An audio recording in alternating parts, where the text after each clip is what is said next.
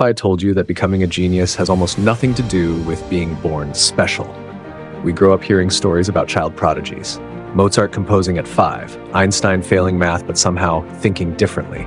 We imagine genius as lightning in a bottle, rare, unpredictable, almost magical. Either you have it or you don't. And if you don't show signs early, well, tough luck. But here's the uncomfortable truth. The idea of genius that most of us believe in is mostly a myth. Let's start with something simple. When you hear the word genius, what comes to mind? A high IQ? Insane memory? Solving complex equations in seconds? Those things can be impressive, sure, but raw intelligence alone doesn't create world-changing thinkers. If it did, every person with a high IQ would be a household name, and they're not. The first truth behind becoming a genius is this: genius is far more about obsession than intelligence. Look at people we label as geniuses. They don't just like their field, they live in it. They think about it when they wake up. They think about it in the shower, they think about it when they're supposed to be doing something else. Their brain keeps circling back to the same questions over and over again. What looks like natural brilliance from the outside is often years, sometimes decades, of voluntary, focused immersion. And that leads to the second truth: depth beats speed. We're impressed by people who think fast. Quick answers feel smart, but real breakthroughs usually come from slow thinking, from sitting with a problem longer than anyone else is willing to, from being comfortable with confusion. Most people quit when things get hard. A potential genius doesn't necessarily find it easier, they just stay longer. There's a huge psychological component here. It's not that geniuses don't struggle, it's that they expect struggle. They see confusion not as a sign of incompetence, but as a normal stage of mastery. That mindset changes everything. Another uncomfortable truth: talent is overrated. Yes, natural ability exists. Some people start with advantages: better memory, faster processing speed, stronger pattern recognition. But talent without discipline fades quickly. Meanwhile, slightly above average ability combined with relentless practice compounds over time. Think of it like interest in a bank account. A small advantage, multiplied daily over years, becomes enormous. But it only compounds if you keep investing. There's also something called deliberate practice. Not just repeating something, but pushing at the edge of your ability. Getting feedback, correcting mistakes, refining details most people don't even notice. That kind of practice is uncomfortable. It's mentally exhausting. It forces you to confront your weaknesses constantly. Most people prefer to stay in their comfort zone. They practice what they're already good at because it feels rewarding. But growth doesn't happen there. Here's another layer people don't talk about: environment. No one becomes a genius in isolation from opportunity. Access to books, mentors, education, supportive communities, these things matter. A curious mind in the wrong environment can stagnate. A curious mind in a rich environment can explode. That doesn't mean you're doomed if you didn't grow up in perfect conditions. But it does mean that becoming a genius often involves actively shaping your environment, seeking smarter conversations, consuming better information, cutting distractions, designing your life around growth. And that brings us to focus.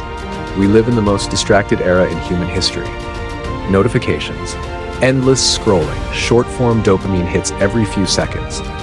Deep thought requires the opposite: long, uninterrupted stretches of attention. Many people who are capable of high-level thinking never reach it because they never train their focus.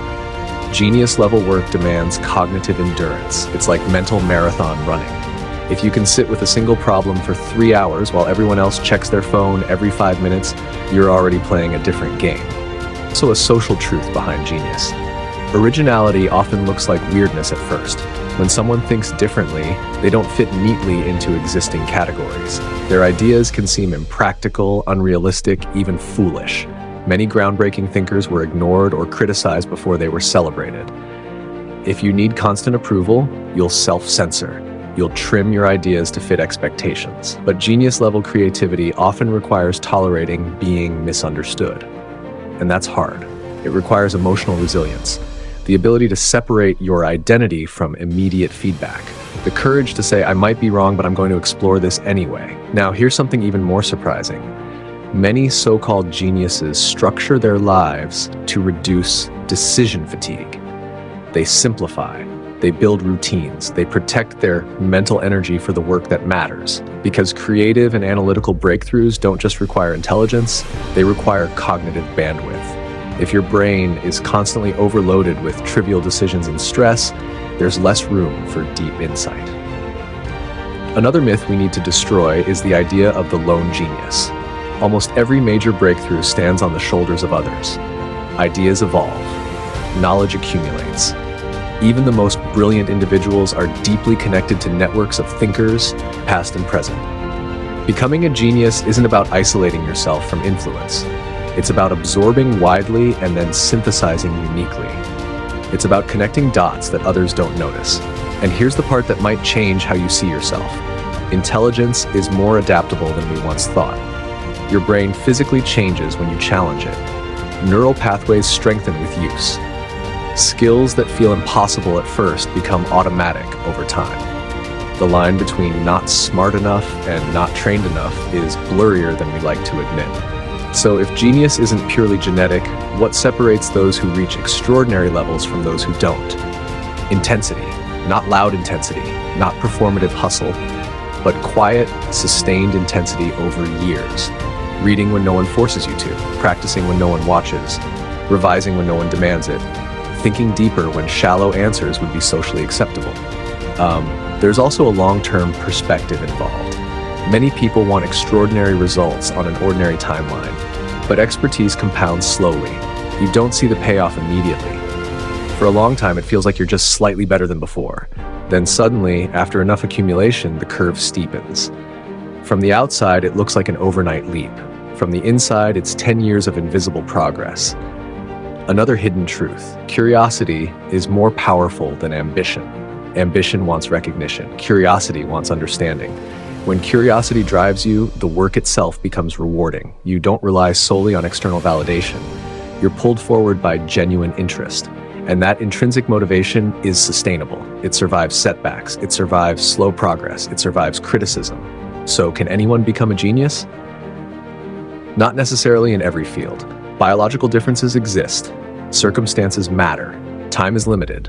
But here's what is true. Most people dramatically underestimate their cognitive ceiling because they never test it properly. They dabble instead of diving. They consume instead of create. They switch goals instead of compounding skill. They confuse early difficulty with lack of ability. The truth behind becoming a genius isn't glamorous. It's repetition. It's frustration. It's boredom. It's deep focus. It's emotional resilience. It's years of invisible effort. It's designing your life around growth instead of convenience. And maybe the most powerful realization is this: genius is not a fixed identity. It's a process. You don't wake up one day and become a genius. You slowly transform through thousands of small, disciplined choices. So instead of asking, am I a genius? Maybe the better question is, am I willing to live like one?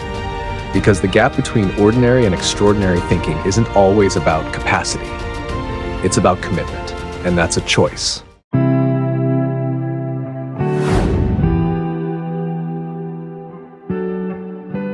If this helped you, consider subscribing.